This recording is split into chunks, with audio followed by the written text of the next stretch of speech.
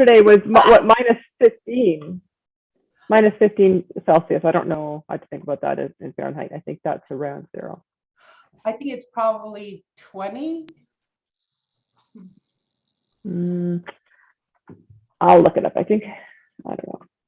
I think it's 20 something. Yeah. It's cold. Somebody said to me yesterday, "Oh, it's warm. We can sit outside." And then they said it was 50 degrees. And I said, I mean, that's not winter weather, but that's not warm to me. I mean, 50 is not warm, you know? Ooh. Minus 15 is 5 Fahrenheit. Oh, it's 5. Oh, Ooh. okay. That's what it was the other day.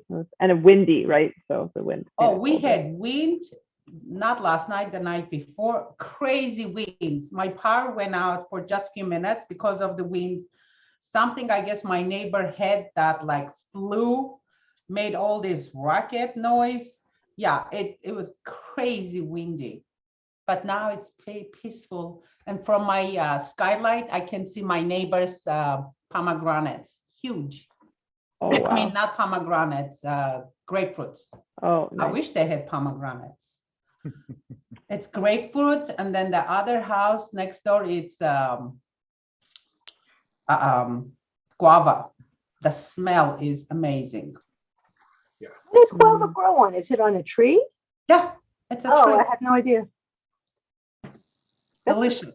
That's cool. So you go outside and you smell the scent of the fruit in the air. That's wonderful. I just pick it. Oh, that's even better. Yeah. Yeah, when I go for a walk with my neighbor, when we walk to Starbucks, on the way, there's several fruit trees like lemon, oranges, pomegranates. We just kind of pick and come. Nice. Yeah, so it's fun. Hi, Jim. Hi, how are you doing? Good to see you. Good to see everybody. Yes. I missed you this week, Jim. I had some other stuff to do. Oh, yeah. Well, we didn't do Wednesday, as you know. So Oh, I actually didn't know we didn't. no, we didn't. I postponed Wednesday. For the group, we meet once a week like this together from our graduate program that we work together with. So we didn't do it this week, but Oh, okay. So I didn't miss a meeting because we didn't have one. All right. So would you guys like to get started while we wait for everybody else? In the meantime, okay, cool. So how is your week? How's it been? What have you been doing? What are your challenges? What have you been successful at?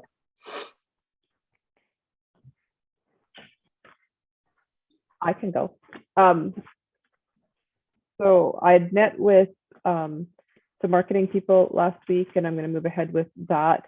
But the one guy I'm not going to move ahead with because he's just said, I'm too big for you. He just said, why don't you just focus on disc? Like the leadership stuff will come, but just focus on disc because it's tangible. So I've been doing that, and I did a disc session on the weekend, and one of the guys there is also on the school board, and he wants to know some information to present to the school board about it. So that's kind of cool. And then there's another one. It's just about killing me because they're like, yeah, could we do it like in a week and a half? I'm like, sure, I have to buy the assessments, you have to do them, I have to create all the reporting and then the presentation, but we can absolutely do that in a week and a half, which is like insane, but we're going to do it anyway. So, because I'm like not going to turn down 11 assessments in a session. So then my friend actually suggested, so I'm going to do this in the new year, is that I change my lead magnet out to a free course on disc. So it's just sort of like a series of really short videos. The content is pretty much all done because I've been talking about it in my Facebook Lives and I've been doing it in my blog. So I can just sort of repurpose that, create some little videos. So I think I can probably do it in a few hours, and then it will be targeted to exactly kind of what I'm doing. And I'm going to do some like webinars. So mostly I do it with groups, but I'm going to open it up to like individuals who really just want to understand about their behavior profile and how to adapt it and how to sort of see what other people are. So that's been my week. So DISC is a behavioral profile to help people to understand one another at work so that they can get along better and work better together? Yeah, communicate better. And so it's really good for yourself individually, but it's also really good. You can pull team reports. So I can see where people are, like it's like a little diamond, it looks like, that it plots you on. But I can also take groups and plot them together so you can see where your group strengths are and where your blind spots are as a group. So, okay, you know what, we're over here. Predominantly, we're going to be really resistant to change. We need to understand that so that we are aware that when we're looking at change, our natural tendency is going to be like, whoa, I don't think so. I don't think so. And by the way, this one outlier over here is really into change. And so he's going to feel like he's constantly left out, or, you know, those kind of team dynamics, so that you can, one person who feels like they're like, I don't fit into this group. We understand why, and we can be aware of that. So how well known is this system among people in leadership positions? Is it well known or is it not? Sorry, is it what? Is it well known among people in leadership positions in general? I don't know. Like the one company I work with has used it for years, but I would guess probably not that well known. I think Myers-Briggs is probably more well known. What I like about DISC is like there's 4 quadrants. So it's really quick to say, okay, B, okay, I get that. Like it's really easy at a surface level to really understand that. But most of us are really a combination of 2 or 3. They know? They're very known.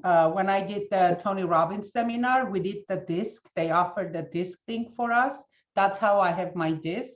Yeah. And then when I did my neuro-linguistic programming master's practitioner course, we did the Myers-Briggs. Yeah. That's how I have those letters, Jackie. Yeah. Yeah. Did the Myers-Briggs from that. I think it's, I also think it's well known I do something, Joan is familiar with this. I do basic elements, which is temperament. And they're all related, as you know. And there's a lot of people know about the 4 quadrant models. And of course, a lot of people know about the 16 quadrant models with Myers-Briggs. So yeah. It's quite well used in the business. I mean, it's quite heavily used in the that's good. world. Yeah. So what I like about like this, the DISC, because there's a bunch of different companies that do different versions of DISC. The one that I use says like, we're generally a combination of 2 or 3. So while you can understand the general ones, mine is specific to like, I'm actually a mixture of 3, fairly even. So my report is geared to that specific small little portion. Like, and so it's quite specific, but easy to understand in a general term. So that's what, like, I think there's lots of power in that. Like people can walk out of a 2-hour training session and really kind of like have a really good grasp of it and how it applies to their team and their interactions and stuff like that. So. And I would imagine they have a common language as a result, so that they can communicate at a different level. Yeah. Yeah. So we've seen really impactful, like one person on the weekend he had run for city council. He goes, and in the report it talks about situations that reduce your motivation. And he's like, this is everything about the campaign, which explains why it drained me so much and I hated it so much. I'm like, yep. So cool. Yep. And he's like, so cool. Oh yeah. So there's some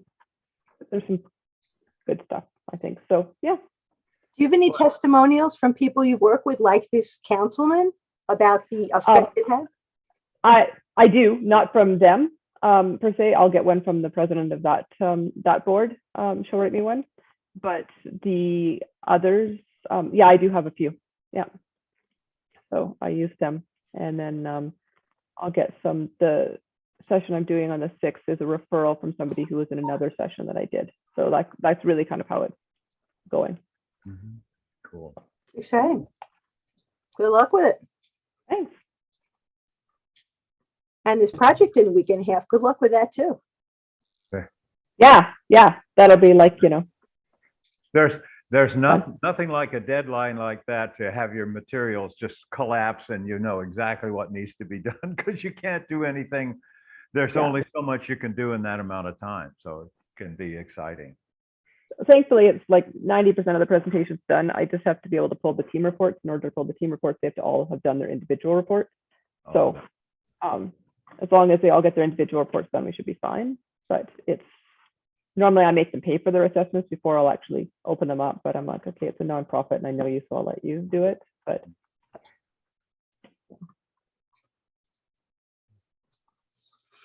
cool. Very nice. Okay, I'll go next. Um, first of all, leadership in life. I love that. Thanks. Okay, I have had a lot of email activity this week. For some reason, I've been getting a lot of offers, uh, sales letters for courses teaching you how to write a book. I Hmm. thought that was very strange, but what the heck? So I looked at them, and there was this one fella, supposedly really successful at this, who was offering his $9.97 course for $27. Hmm. And I thought, no, the pandemic is not that bad. It can't be that bad. And so I took him up on it, and I looked at it, and it is good basic information. Is it worth $1,000? No, but it's good basic. It's worth the $27. I will say that. Um, no, I didn't learn anything, but you know, I wanted to. I really wanted to because I'm a newbie. So I'm looking for more and better information. So I turned to Trueform to build my quiz to ask what the people want. Trueform is a nightmare. I mean, I'm relatively tech savvy, and you go into this thing, and I wanted a simple questionnaire, like 3 options. Click one of the options, and then tag the email response appropriately. They don't seem to do that, and they don't have a person you can ask. Their support is a community, which takes time. But they want to ask one question, and you give them choices. And if they pick the right choice, they get to see the next question. If they don't get the right choice, they don't get to see the next question. That's their demo. And the proper answer was not on their list. There was no way to get out of the demo. They ask a question, choose the right answer, one of 3. They gave me the option to add an answer, but they wouldn't accept it. I mean, I knew the answer to their question, so I answered it. Nowhere, goes nowhere. So Typeform, I need response from the community because I told them exactly what I wanted. And until they respond to me, I have no idea how to use that tool. Do you even like it? No. Well, then why even try to find how to use it? Why not find something else that works? Okay. What I wanted, they advertise they will do that. But there is nowhere in that tells me how to do it. They want this other thing, which has a lot of clicks. And as we know, you don't give a seeker a half a dozen clicks before he gets any information. You don't do that. But they don't understand that yet. So I'm waiting for a response. Meanwhile, searching for more answers to my problem. I have a question. You have like what, thousands of followers, right? Yes. Could you identify 10 of them that you think would be open to having you directly connect with them, and just ask 10 people if they'd be willing to get on the phone with you to talk about something new you're doing, something creative, something new you're doing. You'd like to talk with them about it, and then come up with some questions yourself and just ask them questions on the phone. That is tempting. Most of my followers are beautiful young women. I'm an artist. Lucky you, Rick. No, seriously, you're offering something that's interesting. You're doing market research. That's what you tell them. I'm doing market research for a new project that I'm working on. Also creative. You know me, as an artist, and I'm doing something else, and I'm looking into it. You can either tell them or not. Like either have the intrigue or not. and then just get some people to agree to talk to you and then do some research with them on the phone. Ask them the questions you would have asked them with the quiz. And you could start with 2 or 3 people just to see how it feels to you to do that. And if you get a good response, you'll be encouraged to do more. That way you won't have to wait for the community to give you an answer. I mean, if the community gives you an answer, that's great, but you have a following, a very impressive following, I might add. Yeah. Okay. You may not realize this, but I am an introvert. I am an extreme introvert. I hate the telephone. I mean, I really hate the telephone. I have all these devices, including up to the minute phone, my Bluetooth earbuds, which I use for music. But yeah, I'm going to have to do that. I've already made arrangements to make my first YouTube video to simply explain my concept, because like I told you last week, my followers, my large following knows me as an artist. I am a painter. And now I want to write a book. And I'm not writing a book about painting, and I'm not teaching painting. I am writing a book. I'm writing a book about storytelling. Most of my friends know that once you get me cornered, I will tell a story. And I've got some good ones. I've lived a long time, and I have actually lived a long time. Recently, I've gone back to being an introvert. I haven't always been. So yeah, my first YouTube video will be shot next week. And it is just an explanation of, hey, we're telling stories. This is entertainment. Join me. You don't have to write a book. Just join me. We'll write stories. Storytelling is painting with words. Think about it. Yeah. That's what you're doing. That's the connection. You're painting with words. Instead of painting with paint or whatever other medium you use, you're painting with words. Okay. I will use that, Joan. Thank you. By all means. And you know what, if you're getting together with people in person, and if you feel more comfortable seeing people face to face, and if you've been doing that already, then maybe make some, appointments to meet with people at the local coffee shop and do the same thing you would do over the phone. Just do it in person with people you feel most comfortable with. Yeah, both of them. And also a thought is, if you're doing your one Zoom, that you can record that, and then you're set to go back in to edit and look at what worked and didn't work as well. Right. And then repurpose it for reels on Instagram and Facebook. So yeah, that's in the plan. Yeah. But a friend suggested a tagline for me. He's my social media guru. And he said, painting to publishing would be a good tagline. And I thought, Nice. yeah, okay. Nice. Painting with words, I really like that. Thank you. And you could listen, most people can't do their own logo. You could do your own beautiful logo that illustrates painting with words. That would be a cinch for you. If you wanted to, it's just a suggestion. You don't have to take it. It's just, For $20, I can get somebody to do it for me. either that or you could get somebody to do it for you. So yeah. Yesterday, I was introduced to a new game, gathering. Many people participate, and it was basically doodles. My partner was born during the war in Germany, and they had nothing after the war. And she was a child, and their family created this game. A wonderful game. And somebody draws a simple shape, just a simple shape, one line.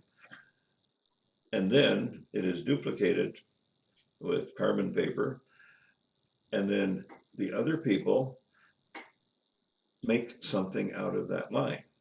It's a creative game. Nice. And we did that yesterday. We went to a friend's house for Thanksgiving, and we had this wonderful dinner. I haven't had a traditional Thanksgiving dinner in decades, but this was wonderful. I loved it, and we played this game, and it's amazing the creativity that comes when you've got a few minutes to look at an abstract shape and make something out of it. And all of them were different. So, yes.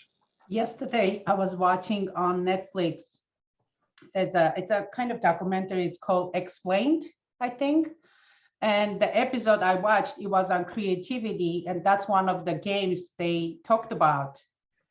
That you draw something and then you fold it and you pass it on to the partner or whatever, the other person, and they draw something. And then when you open up, and then it becomes this beautiful like painting or whatever, but everyone drew their own thing. And it's just really cool. Right. Yeah. Yeah. Always fun. You could do something like that, Rick, in terms of like engaging with your audience around, let's do the story. So I'm going to give you the first line and have people add the lines, and together as a community, you've created a story, and that could be you could take this story and like add it into your newsletter or something like that, right? So Yes, I love that. In my plan is also a Facebook group, and that would be perfect for the group.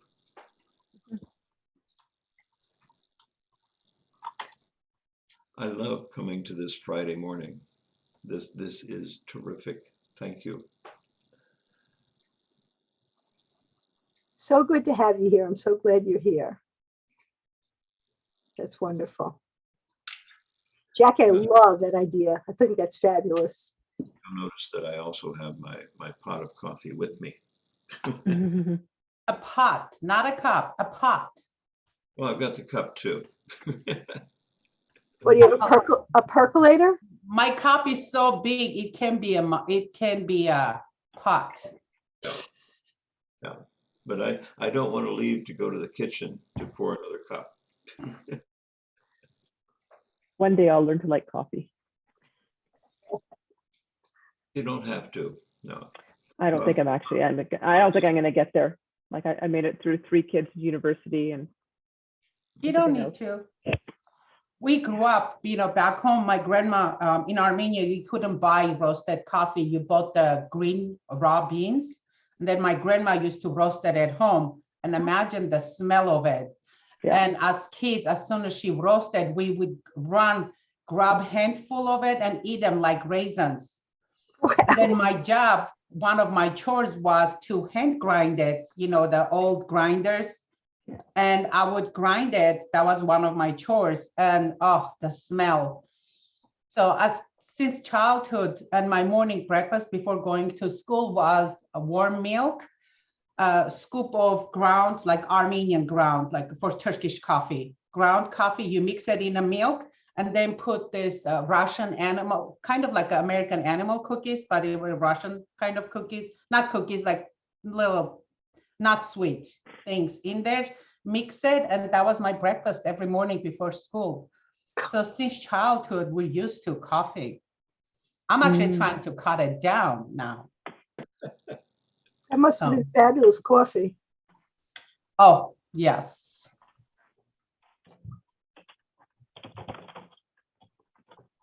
Okay, I guess I'll go next.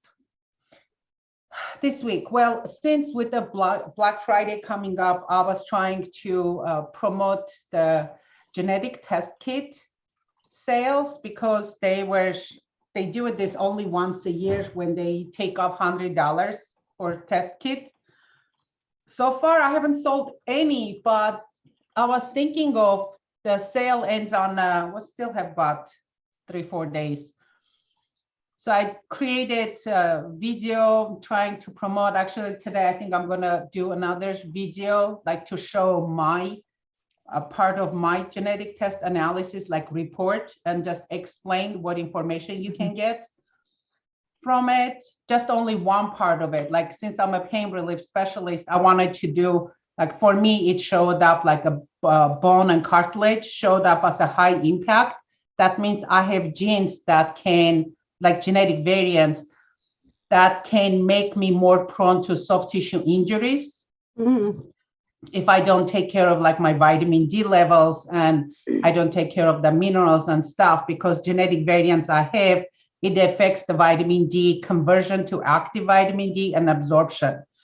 So I want to like explain that, and hopefully, but I also was thinking, do you guys think it's a good idea? I don't know. Maybe it's the greedy Armenian in me that's thinking this way. Like purchase few kits myself at the $100 off. And then down the line, if I want to sell it to my clients, I can sell them to a regular price and profit that extra $100. Why not? That's not greedy. That's good business. Mhm. Then Yeah, if you want want. it, yeah. Okay. But just sort of think about that $100, and like I would look at it like the math nerd in me would say, okay, if I put out that money, because I don't know how much they are, if I put out that money and it sits there, could I work it that $100 savings in another way, right? Because you could sell them at any point, but if you buy them now, then you make an extra $100. But could I use that $100 to help? Could I use that? Could I leverage this word? But could I leverage that $100 now that would get me more of a return than $100 down the road? And I don't know the answer to that. I don't understand that. What you So just let's say what you just let's said. say the tests are, and I don't know what they are. Let's say they're $500 and you can get them for $400 now. So I'm going to buy 5 of them. Uh-huh. So now I have $2,000 sitting there. Down that road, I can make $2,500, but my $2,000 is sitting there and I can't use it today because I've used it like just sitting in these tests. So if I could get that $100 back quickly, I think then I might consider doing a few of them. But otherwise, that extra, really, you're making that extra $100. If you could take that $100 and leverage it now to do something that you would make more money in, like that. Okay, got it. Does that make What you're sense? saying. Right? Got So it. Got it. yes, you'd make $100, but you're tying up money for a decent amount of, well, it depends on how fast you can sell them. And I love the idea about.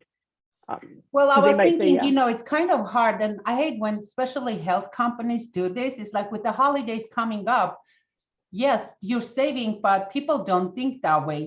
They're thinking, oh, it's holidays coming up. I'm going to eat crappy. I'm going to go to whatever events, even with the COVID time. But starting January, like this company should offer New Year, New You discounts at that time. Mhm. So I was thinking actually around like January, when everyone is on their health, whatever thing for the next couple of months, offers a package. Okay, you can get, your genetic test kit and analysis for whatever this amount instead of this amount. I can throw in a little bit of discount, not the whole $100. I can even do a discount from my end, but still make some profit. I don't know. That's what I was thinking. Could you So tie because you it? have yeah, Sorry. go ahead, Jen. Could you tie it into the course? I don't have course for that. Well, I don't really know enough about it, but I know that you said you were going to focus on your own test with pain. Could you use that as a way to tie the genetic testing into your course on pain? Have them buy it together if you join my course. Is that a worthwhile? Does that make sense? No, because my course is only right now, the course that I'm thinking of doing like January or February, or once I get 250 people on my list outside of my client list, it's only about $200. So I can add, the genetic test kit analysis, like $489 with the test kit and analysis together. It's $489 that I'm selling. Mm-hmm. So it's higher price point. But I love the idea of bundling it with interpretation and telling people these are the things that we can pull out and learn that will help impact your health.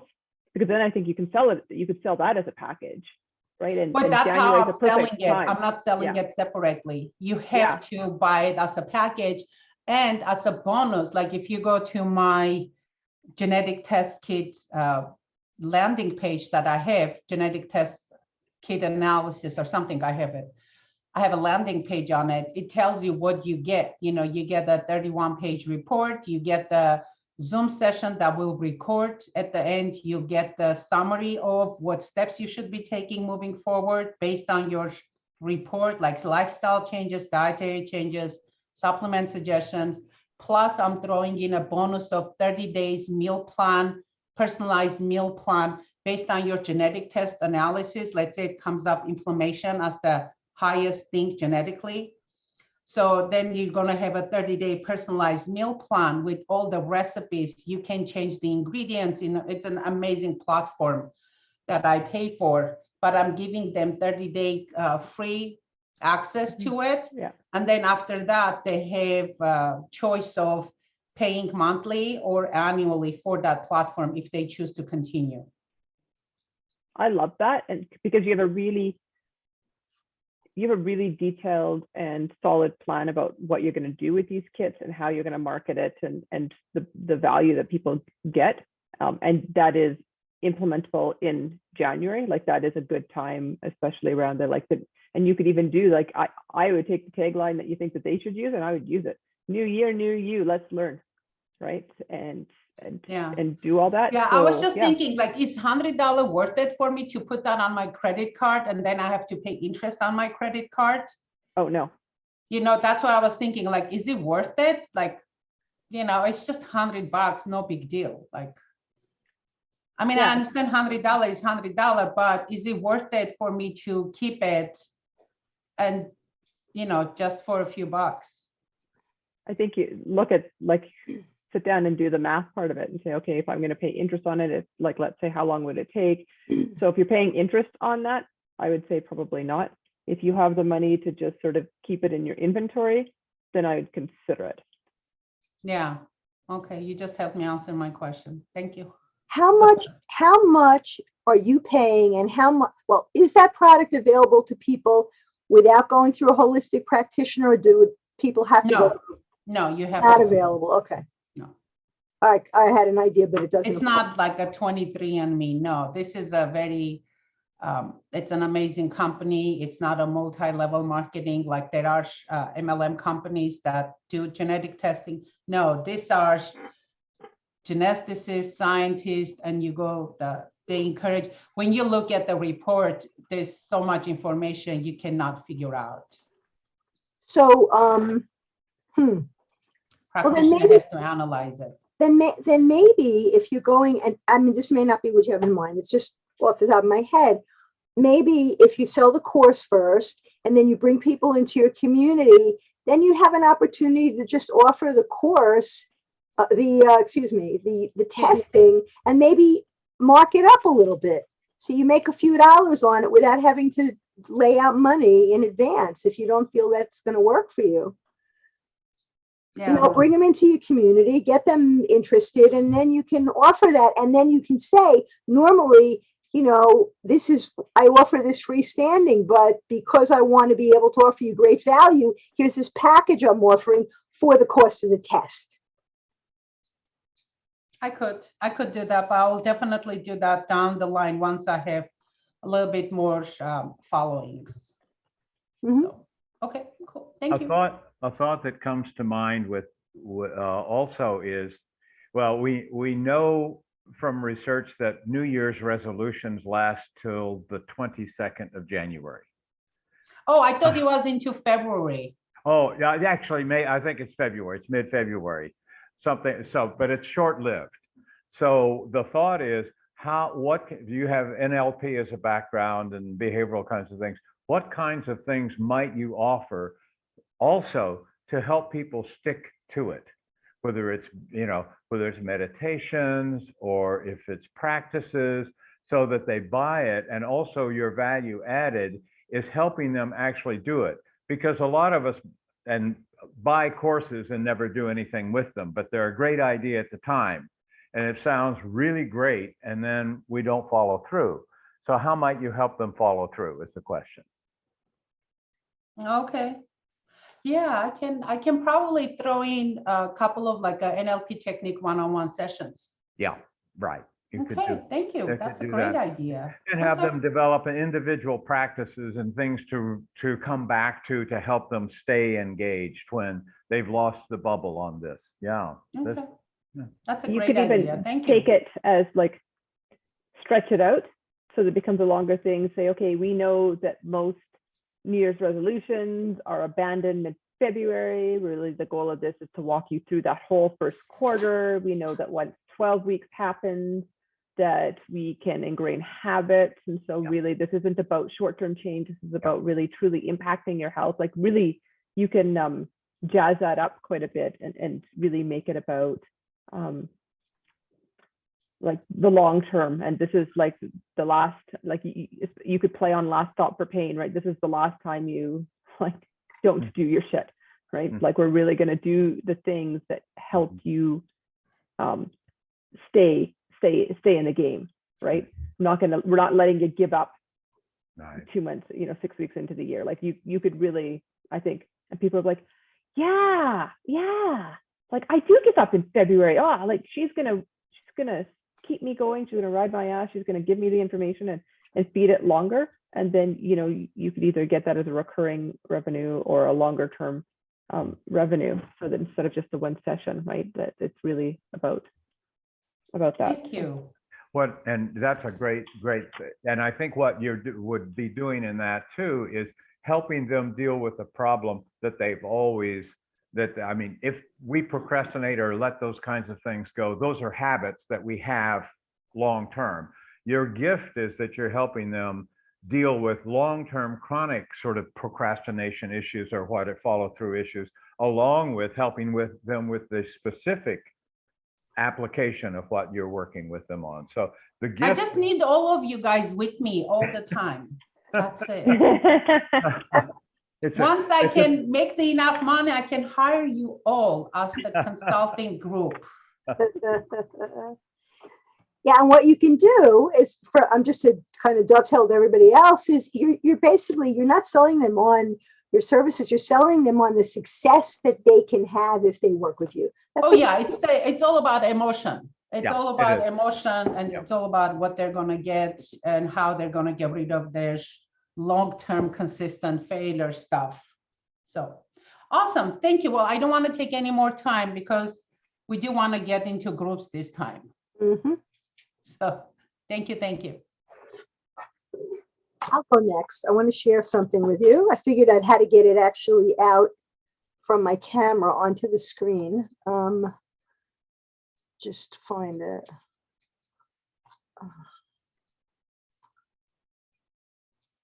Is that? Just give me 1 minute. Gosh, what happened to that?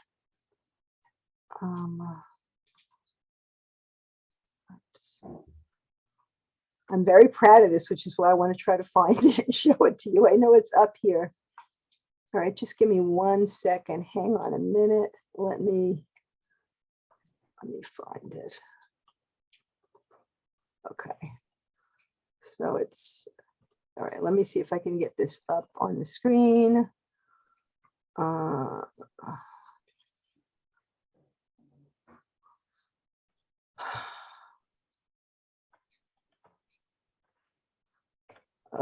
Why can't I get this up on the screen? Let me see. Oh, here we go. Ah, this is it. This is what I did last week and the week before. This is a gigantic Post-it pad, like a flip pad. And what I did was I took every one of the first 2 questions, maybe even 3, of my interviews. And instead of doing it in a spreadsheet, which I'm not a spreadsheet person, I took it and I put it into kind of a mind map, and I broke it down into the different questions. What is confidence? Why is it hard for women to act with confidence, etc.? And these are all the different answers that I got. Oh. And so what I'm going to do with this, you can see them, I make it a little bit bigger. What I'm going to do with this is I'm going to go through this, do the rest of them this way, and then begin to design the course. Mhm. I have many ideas for it, but I want to focus on what people are interested in. And this was hours of work this week, so I'm really excited about having gotten to it. And so I'm just looking forward to figuring out what I'm going to do next.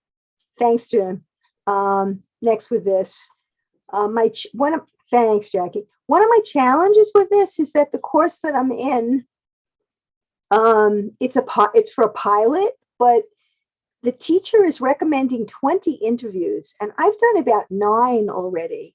And I know that until I get people on board to do more, it's going to take me weeks more. And so I'm going to be getting in touch with the coach that I work with in the program this week and just tell them that, I mean, I have a few more that are going to be coming up next week, but I really want to be able to wrap it up with what I have because I think I have enough information. How many does Amy recommend? 5? You guys know? I think 9 is a decent amount. Like 20 seems like 20 is a lot. 20 sounds like too much to me, right? Do you feel like you have enough information to do what you need to do and that there's a market and a demand for what you want to offer? Well, I'm offering it to my clients and I think they're interested. Whether or not they actually will buy it, I don't know. I think so. I mean, I Then know I think 9's good. Okay. If you got the information that you think you need, Yeah. and that you feel validated in what you're doing, I'd follow it. But I'm not a rule person. I'm I'm willing to listen to nobody's rules for the most part. Like I'll make up my own mind. Thanks very much. I'm the Thanks. same like you. Like yeah. I really just think most of them, like other than like laws, I think most of them are like guidelines and suggestions that I can Right. disagree with. Right. Yeah. Well, I'm kind of at that point with this. One of the things that I'm finding that I'm struggling with is the material is good. There are 2 things. First of all, I have the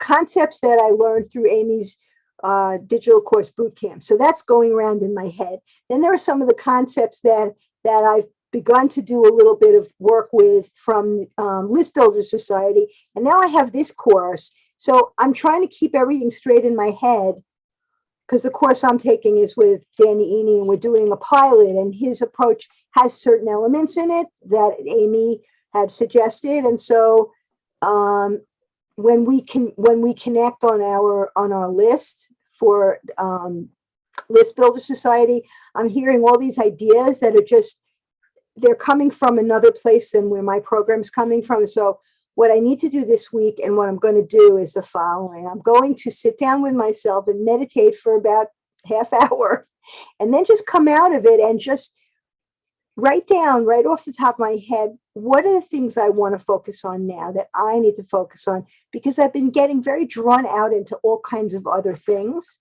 Oh, that's a good idea. Oh, I'm not doing that yet. Oh, I'm not that far ahead yet. And I find myself getting very distracted from what I need to do next. And then what happens is in large measure, I know what I need to do next. And so I'm also bumping into what the 2 of you had just said about, I make my own rules. It's like, if it doesn't fit, I want to make it fit. I want to make it work. And so I'm being told to do it a certain way. And then it's like, I don't know if I want to do it that way, but what way do I want to do it? So I think bottom line is I need to really focus back on that. I know what I know, that it's provided great value before, and that the program I'm in is a good one for me for the purpose of getting something out quickly, because that's the whole idea. It's not about social media. It's not about any of the rest that I keep getting drawn back into. Oh, what about Facebook and what about this and what about that? And instead, I need to just focus on going over the results of finishing doing the mind map on the results, and then just going over them and seeing themes, and then just beginning to look at the modules for the course. Coming up with something basic for an initial course, and knowing that can actually even be a lead magnet into another course. That people who take something they really like, if they want more, they can they can go into something else. It's not like going to be my primary lead magnet. I'm still in the process of working on that. I just also want to say, I've reached out to several people who have offered to help me with the lead magnet and setting it up with my website, and they haven't gotten back to me. And it's really frustrating. People that would seem to be people that were reliable and people who said, oh, sure, I'll help you with it, no problem. And I was like, okay, fine, let's set up a time. And so no answer. So that's really frustrating. Helene had told me, she's such a tremendous wealth of information. It's amazing that she doesn't have a second brain attached on the back of her head with everything she knows about technology.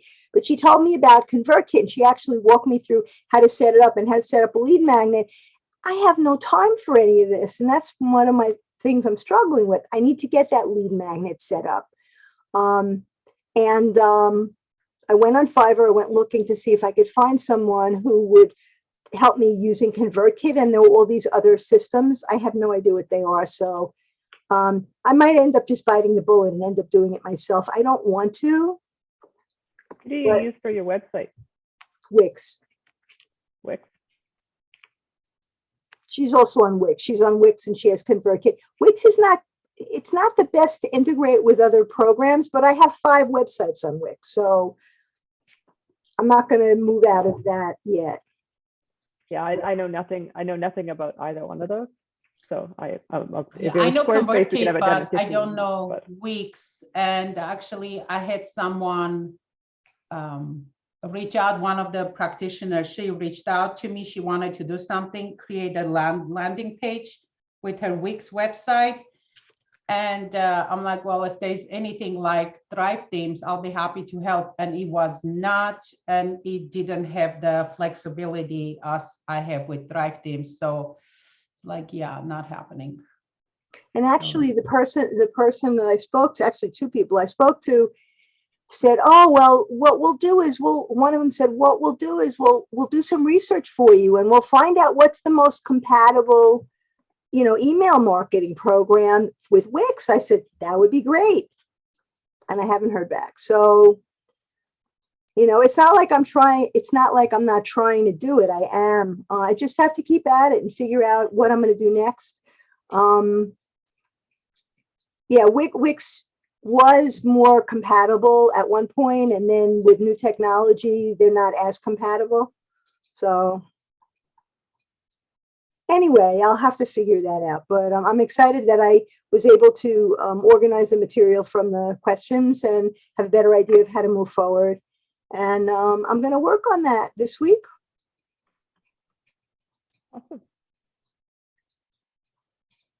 Jimmy? Just try not to make it too complicated.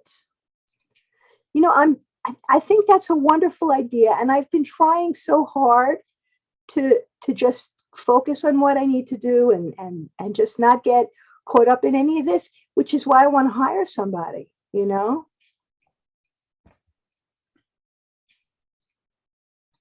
But Well, very good advice. I really had nothing to report as I haven't been working on my business. What I appreciate is being able to come here and be in the presence of folks who are active and moving forward. I'm in between. I've just booked my flights to Portugal, where we're migrating, as you know. So I've been a little caught up with showing houses and getting airline kinds of things.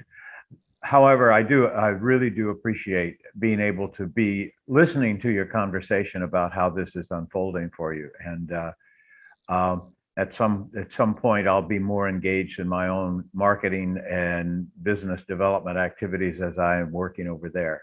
But thank you for inviting me to be here and allowing me to sit in. So, How's your Portuguese coming along? Muito bem. Very well. I guess there it was. Not very well. I do some about 15 minutes a day, and with a group of people where we practice and muito bene. But it comes out more like Italian than it does the Portuguese sounding kinds of things. So it's it is a thing to continue to work on. It's a challenge. Uh, and the interesting thing is that we've been so involved in getting out of here that having kind of things fleshed out in more detail about when we get there, that's unfolding at this point in time. So we've tried to look, not tried, we have decided that we will not multitask, that we'll get the visas first, then we'll go and work the house, and then we'll get the tickets, and then we'll do that, because the multitasking, and I think that's kind of one of the themes, multitasking is distracting. And it's really a myth, I think, that you can multitask well and think we're getting things done because we're moving all over the place. And the fact is that every time we're interrupted on a task, it takes about 10 minutes to re-engage, if you re-engage even at the same thought process that you were in before.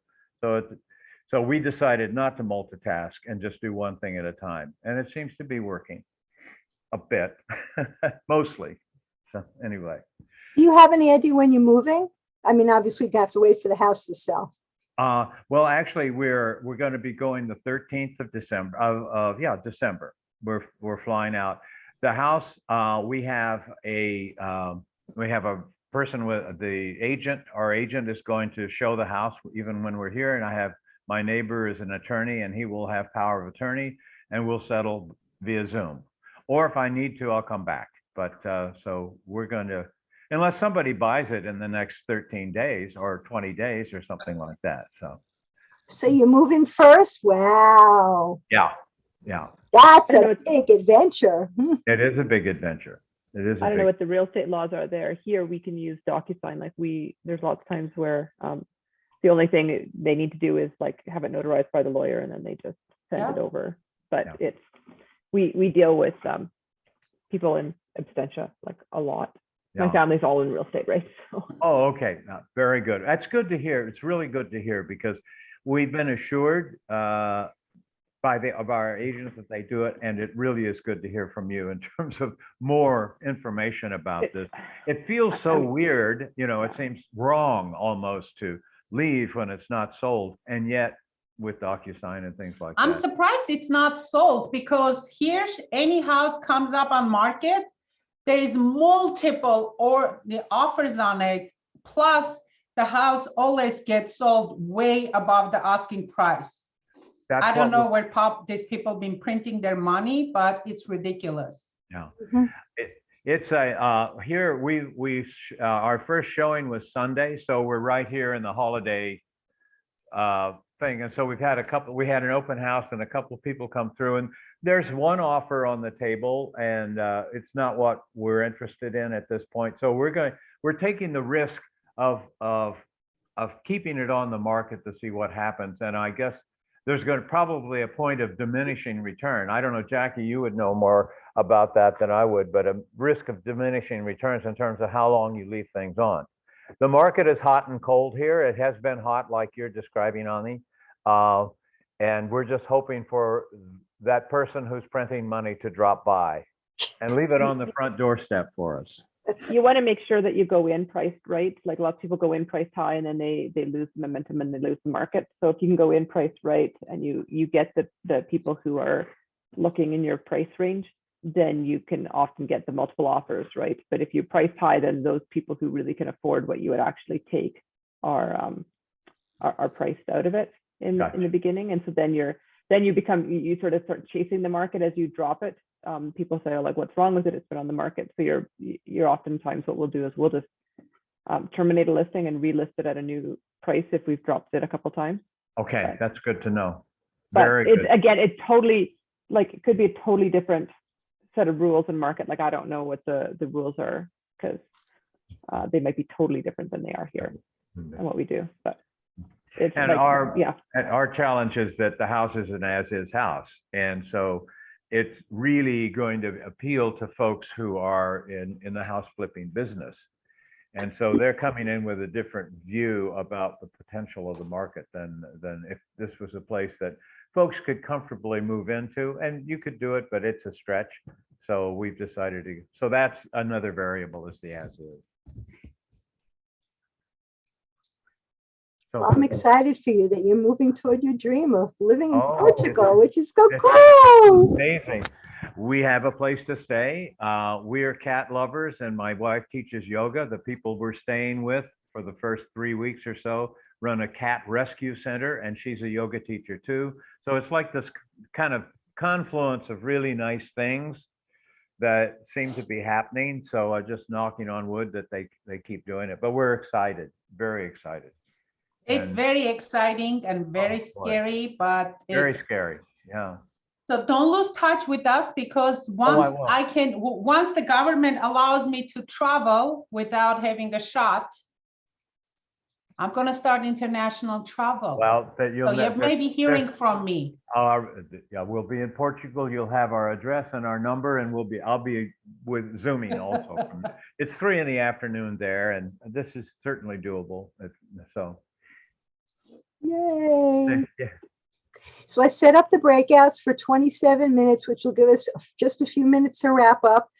Wanted to make it as close to 30 minutes as possible without just going right to the wire, and then also honoring your time. So enjoy. Enjoy.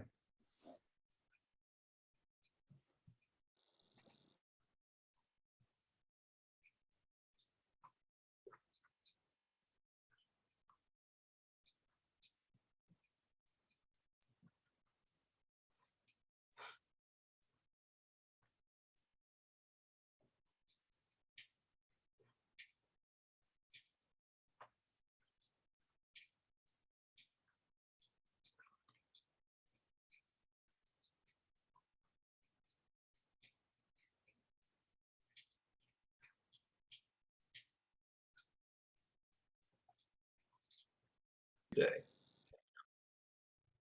Yeah. A solitary day is a day when you unplug. You stay away from the world. No computer, no phone, no television. Electronic devices are out. You spend the day reading, meditating, contemplating, and working on yourself inside. And it is amazing what it does. All of a sudden, my desk has been cluttered with notes. I scribble notes. I still write rather than type. I type very fast, but I never have enough windows open. I have 2 monitors, large monitors, and there are never enough windows open to just jot down a quick note. So I write. So I had all these things written down, and I needed to collate them. But in my solitary day, I did not do that because that would be work. And I wanted to put myself together because I'm scattered. Um, it did wonders for me. She noticed the difference.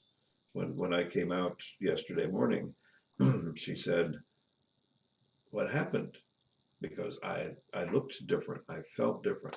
It was a transformative experience. You need to try that.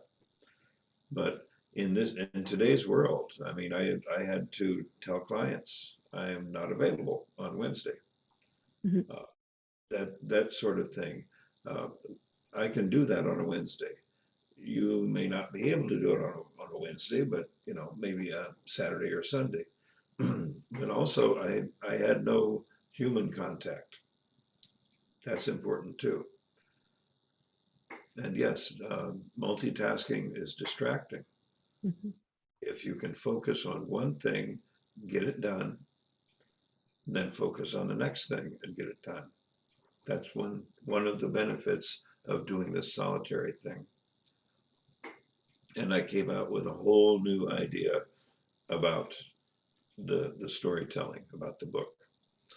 Uh, so yeah, I just thought I would share that with you. I don't do a whole day because I still have 3 kids, so unplugging is a little more challenge. Although when we go away, I try a little more. But I'll do a clarity break for an hour and a half, and I try and do them once a month. And I really want to move to twice a month. And you're right, they are transformative. My best ideas, and I can work through problems. So really integrating that. this week has been a challenge. Like I had all these plans and I had all this time Monday, and then my daughter took a ball to the head hard in soccer on Sunday. So this week has been so Monday was distracted by, okay, I need to go get her assessed, and we were pretty sure she had a concussion. So because she was light sensitive, so it's okay. So you're making the appointments, and you're like, okay, so now what do we do and what do we need to adapt? She goes to university and like no screens. Like how do you do that at university? Like so anyway, that has consumed a good chunk of what I thought was my free time to do shit. So but yeah, like I wrote a whole blog on clarity breaks, and they're like, Oh, oh that's what got me to do my solitary day. yeah, it's like it and I always say, because people are like, I don't know what to say, and I said, if I go back because I have my notes, I don't know what to write. How am I ever going to do this? This is really boring. Still don't know what to write. And then it just starts to come out. I'm like, oh, here's a question. I'm like, okay. And then you just start to follow the train of thought, right? But Yep. Yes, it is now organically a part of my daily routine. I do take clarity breaks, and yes, it keeps me on track. yeah, no, I love them. And I talk to people, but I go to my favorite little coffee shop and I get my favorite chai tea, and I sit there and so it becomes like something I get really excited about. Mhm. Yeah. So how's your week gone, Joan? It's been extremely busy. I've been very productive, but also it's taken me away from a lot of my work. My brother and I are handling a lot of different aspects of my mom's estate. So a lot of financial matters, staying on the phone for hours, waiting literally to get through to a bank. But it's going okay. I mean, we have a lot of it done already. A couple of things have to be handled by the court first. So I've been handling that. And I'm in the process of finishing up the final couple of courses for my continuing ed to renew my license, which has to be submitted really soon. So that's been a very big push for me. And seeing my clients, and then trying to find time to do my course development. So it's been real busy. And I yearn for a clarity break. I really do. I want one very badly. I also want a massage very badly, but by next week I should be able to.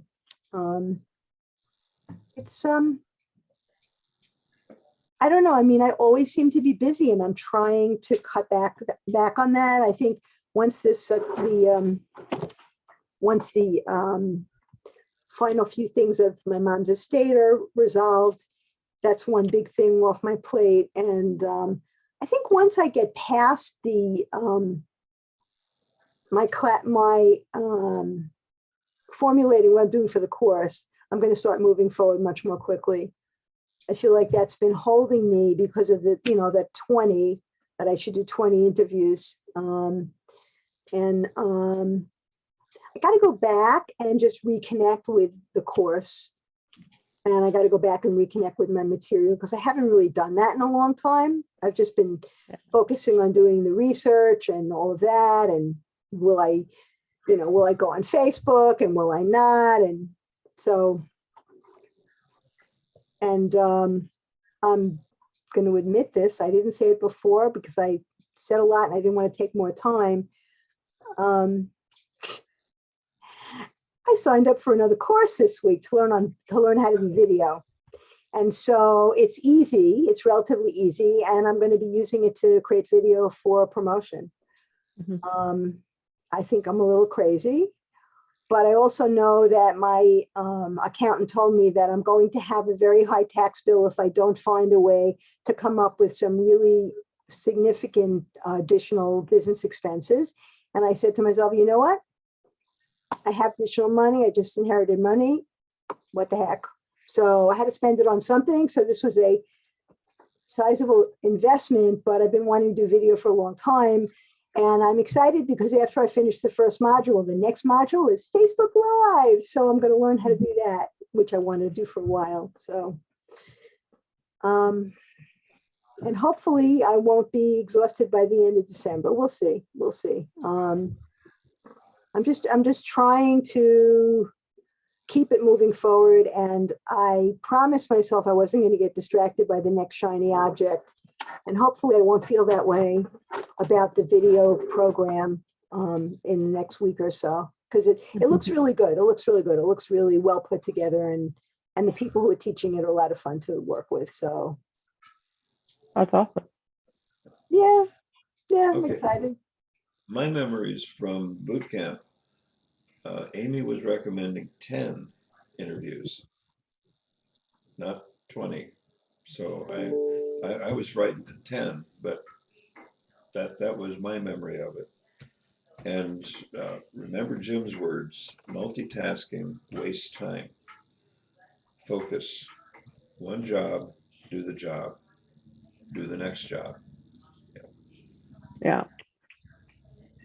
Sit down and like whether you do a mind map or a brain dump on everything you think you need to do this course, right? And then start saying, okay, what's the first thing that I can do, right? Because momentum builds momentum and it snowballs. And so say, okay, like whether you do it all on stickies and then you put them in an order and you say, okay, so the first thing I'm going to do is this. And if this is big, break it down.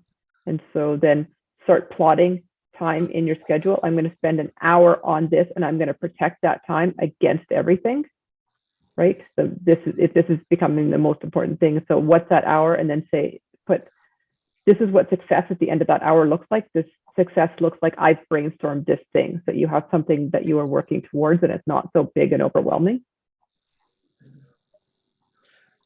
That's And a great idea.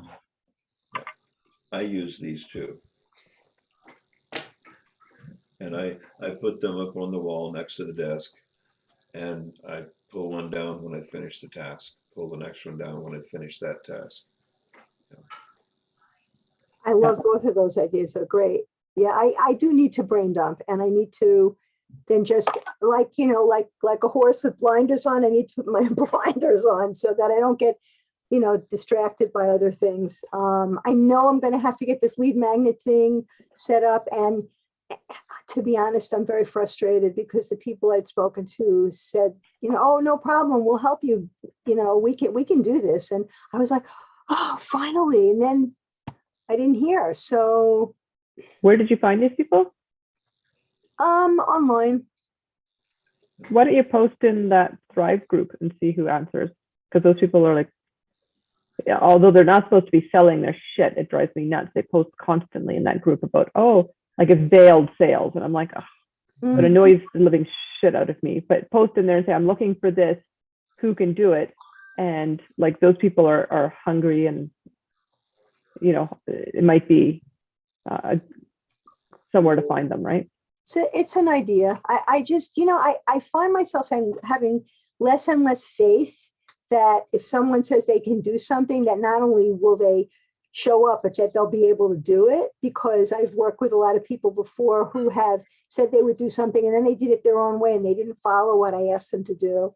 So we talked about this a while ago, like how do you screen someone when you're looking for someone to work with you?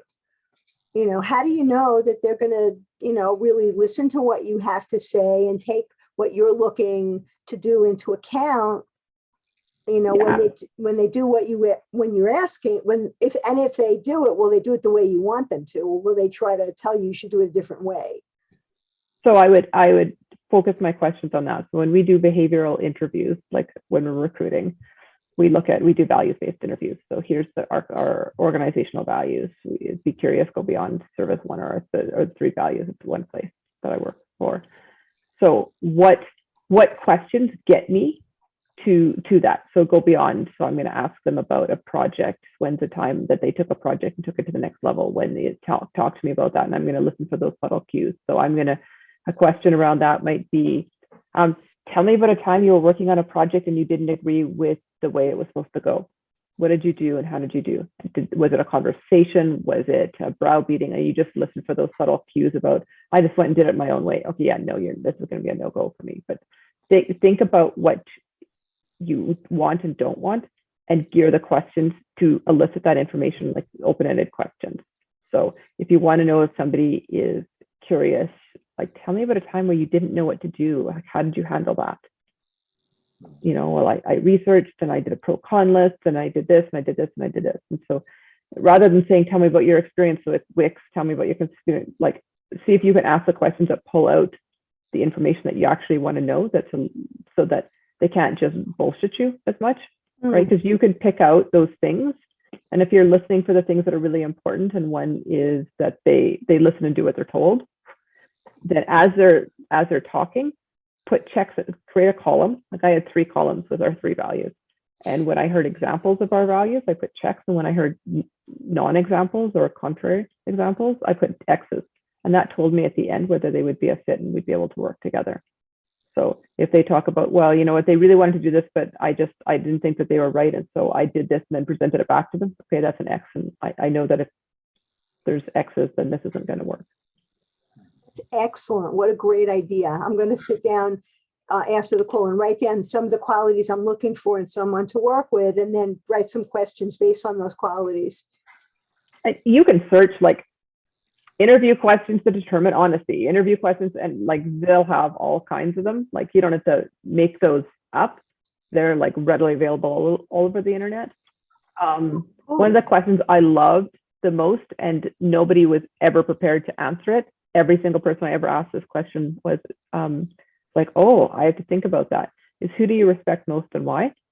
Because it tells you about who they are and what their values are. So if they talk about, oh, I have this person because they're rich and whatever, then, or this person, you know, it's my grandfather because they taught me this and this and this. It tells you what's really important to them. So that was, and in no interview prep, like nobody was ever prepared to answer that question. Most of the other ones, they're like, you know, they can do interview prep and they know, but that one was, nobody was ever prepared to answer that. So it was truly reflective of what they thought and what they felt. Can you give us that again? Who do you respect most and why? Okay. Yeah, this is a simple question, right? Mm-hmm. But it tells you a lot about their values. Mm-hmm. Very revealing. Very revealing. Yeah. So what do you want out of this relationship? Like, what are you looking for?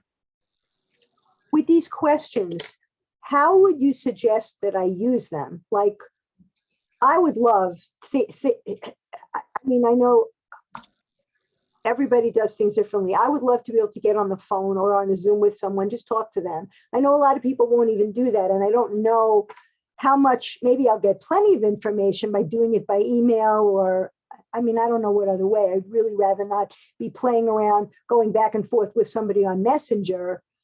It's just not really for me. I mean, I go on it when I need to, but having said that, you may say Messenger, how would you suggest that I use these questions? I think that somebody who's a fit with you wants to work in the same way that you want to work. So somebody who doesn't want to do that gives you your answer without wasting your time. I need to know that I can have a back and forth relationship, and I am a phone person.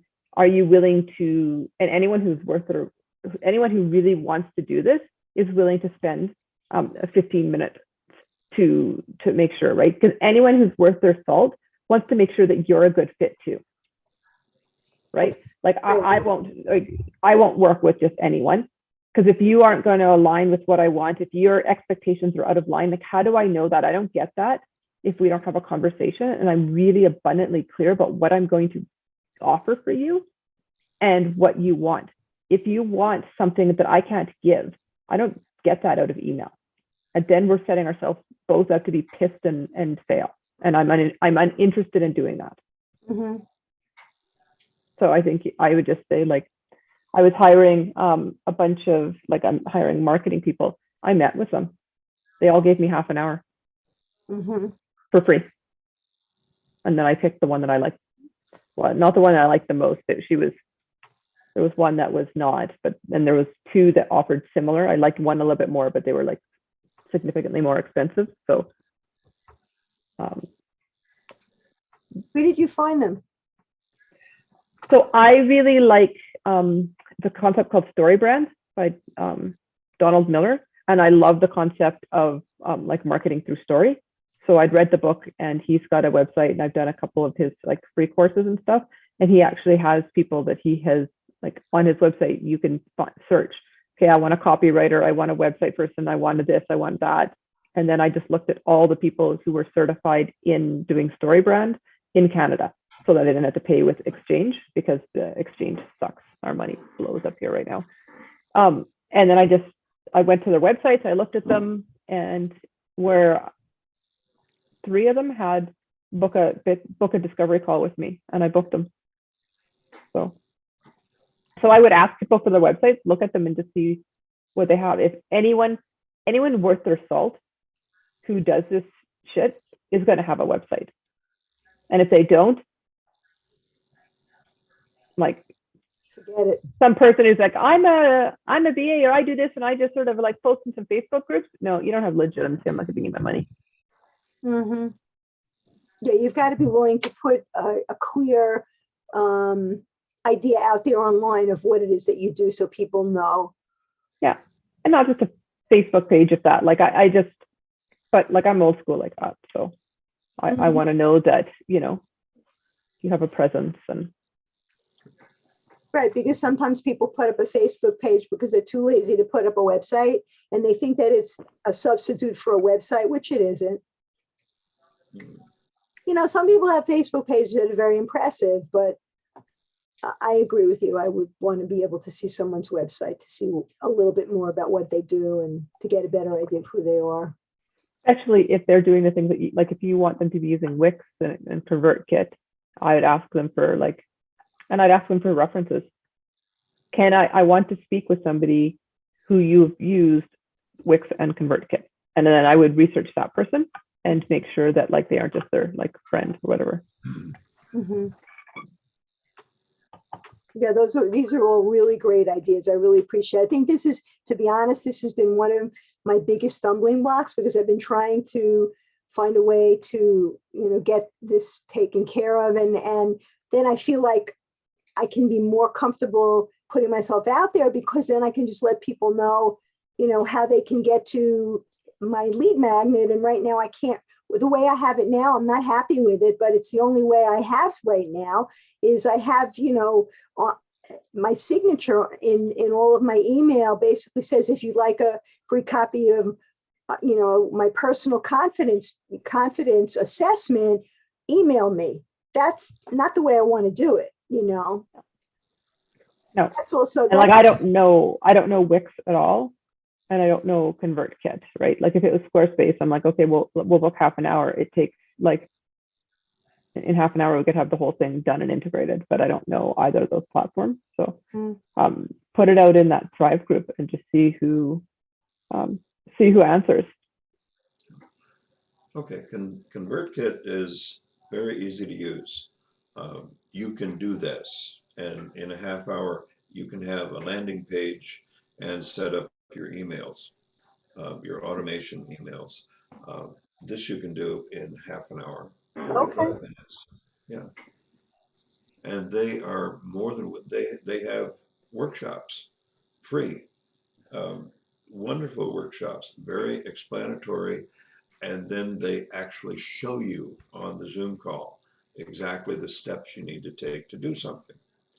But they have a very active community on their site.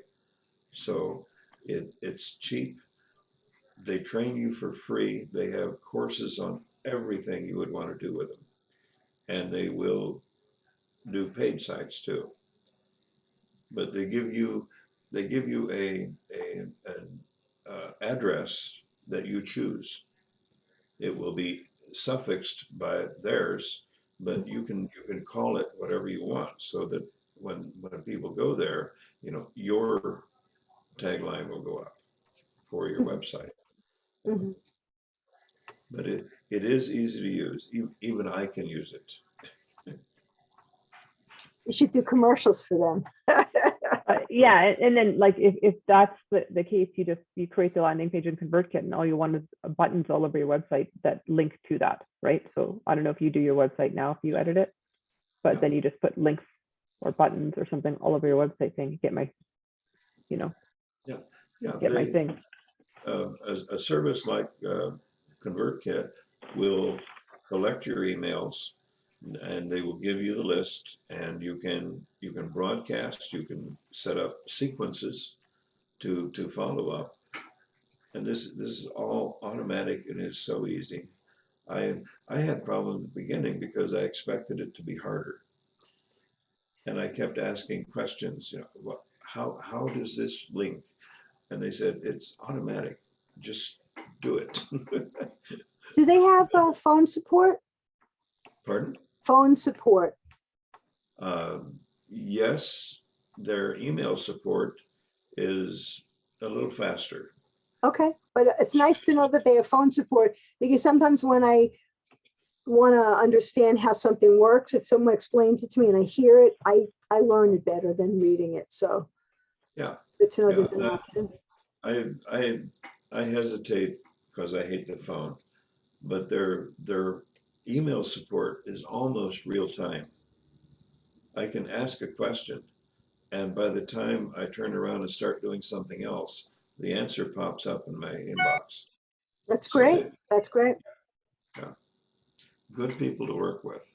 All right, And well, no, I am not an affiliate. I do not get funds for recommending their service. if you were an affiliate, I would put your affiliate link in, and if I signed up, I'd use it. Because you've been Thank very helpful. I really appreciate it. So Jackie, is your daughter okay? Yeah, she'll be okay. She will miss soccer this week, but she should be able to play the next weekend. She did a treadmill test or something yesterday, and then they do a bigger test. Like she passed her treadmill test yesterday, but she's still still somewhat light sensitive, but she managed to do that. It was like 15 minutes on an incline with no increase in symptoms. So she still has exercises she has to do to kind of get the neurons firing properly in her brain, and then they'll do another test next Wednesday, and they're hoping to clear her then. Well, that's good. That's real good. I know concussions can be really nasty. Yeah, we've managed to make it through the sports that my kids play. This is our first kid with a concussion, so that's impressive, I guess. So it wasn't surprising. I was pretty sure because she was chasing against. She and the keeper were racing for the ball. Keeper beat her, pounded the ball really hard. It landed on her head. So Ooh, it was like from a few feet away at full force, right? So it knocked her it took her feet right out and she went down. But she didn't hit her head, which is good. Like you guys probably don't have indoor soccer.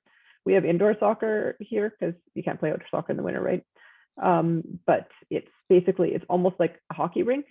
So it's boarded, and then it has like a small little, like really thin, almost like a felt turf, but the felt turf is like basically on concrete, right? So if you go down and hit your head, it's not really that good. It's not like on a field where, there's some grass and soil that give like that. It doesn't really give. So, but yeah, so she'll be okay. It's tough because she's in university, so she's supposed to avoid screens, and the lecture halls, the lights are really bothering her. But mhm. I said, talk to your professors. She's like, well, they don't care. I'm like, well, they are legally obligated to care because you now have a medical condition that they have to accommodate. Mhm.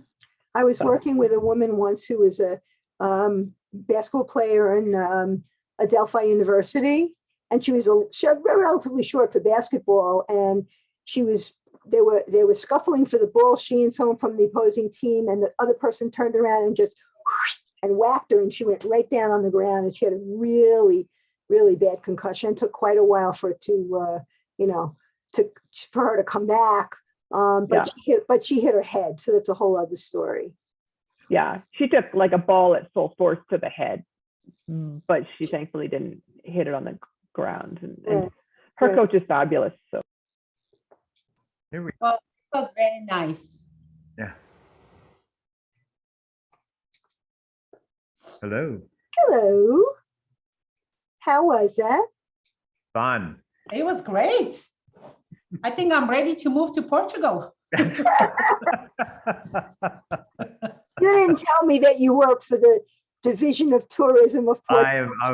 I'm consulting to them, and that's no.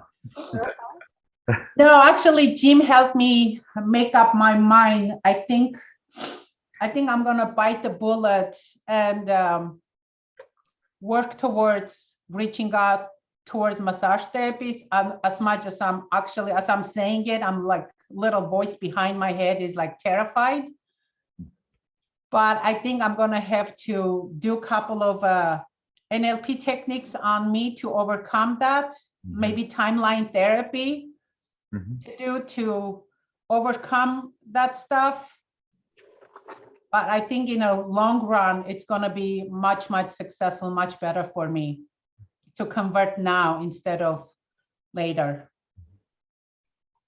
So Well, thank and what's the worst that can happen? They can say no, and then you move on to the next one.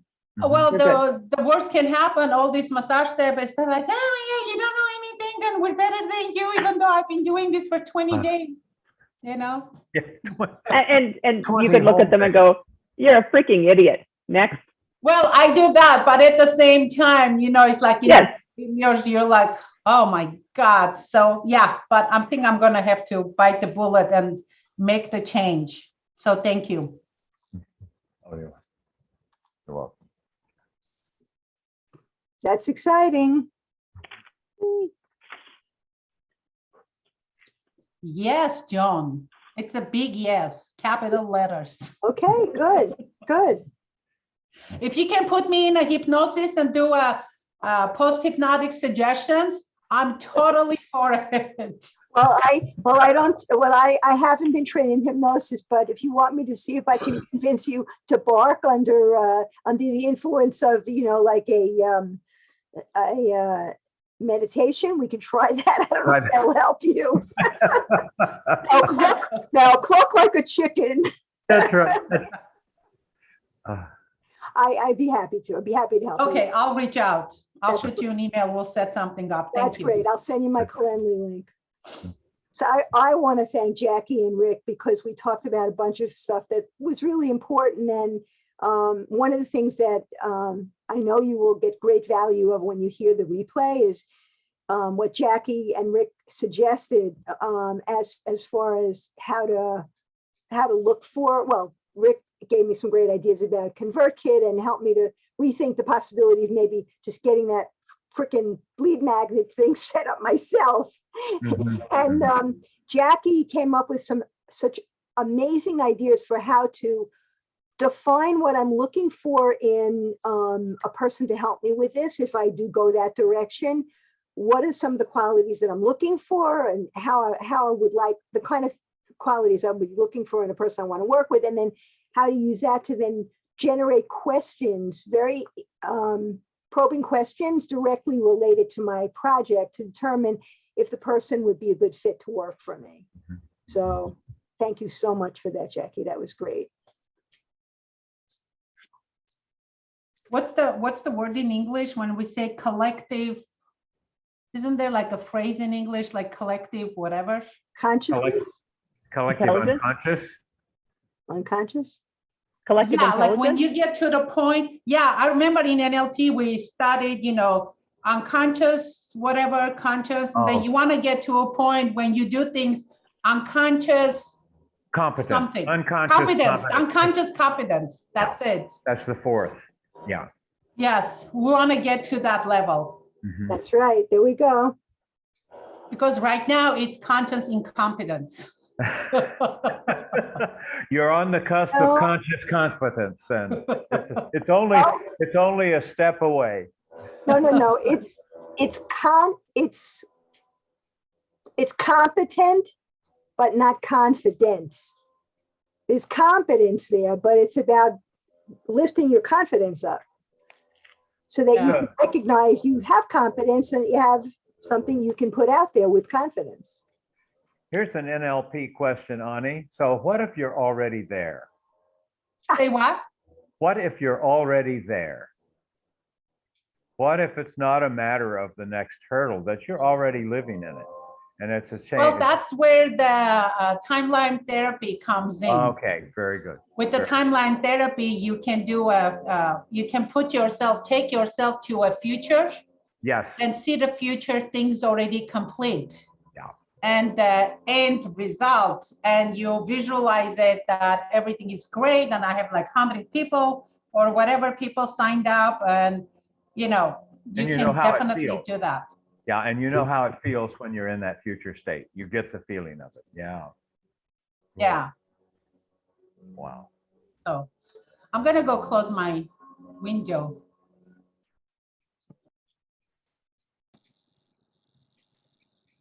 I love her background. Isn't it great? That's Yeah. great. I have to run because I have to go call my mother and sort out a mortgage payout statement. So Oh, and we're at time. Well, Yeah. I'll wait for her to come back after Joe closes her window. Jackie, thank you so much. So grateful Thank for you. your great ideas. bye. Have a good week. Bye. Bye, everyone. Thank Thank you. you. Bye. See you next week. Thank you. Take care. Bye-bye. Good luck. Very good. Thanks, Joan, very much. You're very welcome. So glad to see you. Do you have a second? I do. Yes. So how are you doing? Oh, I think I'm doing okay. I've discovered something in this. I'm redefining myself a little bit in terms of earth, air, fire, water. I've always said that I've got ideas and things like that, but the planning, organizing, controlling, I'm really exercising that muscle of being in the getting things done. So that's good on the kind of cognitive level. We're excited. I mean, I know underneath this kind of a scare because there's a lot of unknown. However, right now we're so excited about each step that we take. It just brings us one step closer. So we're living in kind of high anticipation of how it's going to be. Hmm, It's so much fun. I mean, it's a pain in the butt, but it's also fun. that's wonderful. I'm so glad. I'm so happy for you. I'm so Oh, excited. thank you. I Thank really am. It's like I have a good friend who's moving to Portugal, and I won't lose touch with him because we have No. Zoom. We have Zoom without,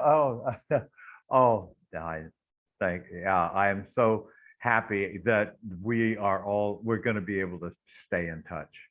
That it doesn't really matter. This background could be Portugal or yours could, or wherever, given how we're all working these days and how we can stay in touch and connected. Mhm. It's just amazing. Just amazing. Yes, it totally is. So tell me again, you're actually leaving the States December 13th, you said? 13, right. In fact, I just reconfirmed that this morning before the call. That's why I was a little late. I had just gotten a call from Portugal about a couple of things. So